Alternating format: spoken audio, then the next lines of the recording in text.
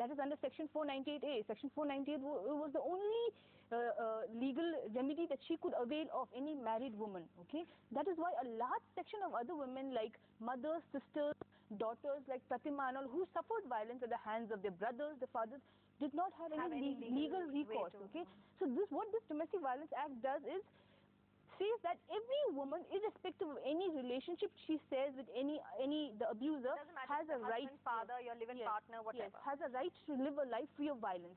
This act is basically based on that platform, that you should give every woman a right to live a life free of violence. Madhu, you had a point to make. You know, the tragedy in this country is that new institutions are created without any infrastructure. When one law fails, they make it more draconian without any safeguards.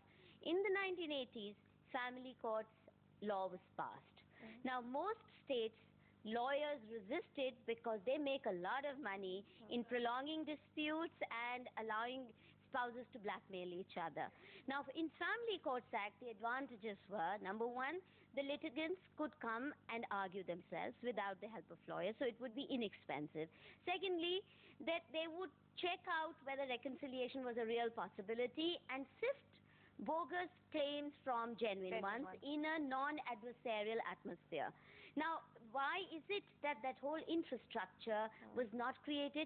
It was allowed only in a few states, there too, without any infrastructure.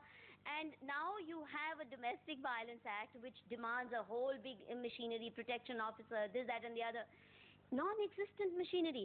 Therefore, it's either going to be again languishing like a Family Courts Act did, or misused and grossly abused or underused. Absolutely. I think what we need is efficient family courts as a first step remedy, because that's really where issues can be sorted out in a non-adversarial manner, because domestic melodramas are complex stories, Rashomon stories. And the sooner you get it in that mode of thought and sift the cases and send only serious criminal cases to real courts, the better off. So obviously you're saying that more thought needs to be put before new acts are put up in place. That's what you're saying. But we asked the people of Delhi if they thought the new Domestic Violence Act is being used or misused. And this is the common perception. Let's take a look. I do not deny that 30% of the cases which are occurring are actually because they have been generated. I don't think so. It's true to just brush it aside and say that women are misusing it. In the rural areas, in the states, people have started knowing about it. There are about 20 to 30% cases where even I have known where women have misused these laws. I really don't think so.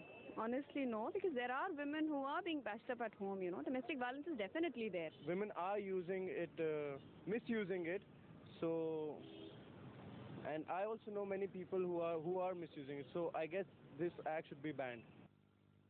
Well, there's a gender divide on the opinion in any case. I don't know how, like we said, that it may not be factual, but this is the common perception that is there. Mukta, I'd like to come to you and ask you, what is the extent you deal a lot with domestic violence and cases related to it? What is the kind of extent that people go to, and what are some of the cases you've dealt with?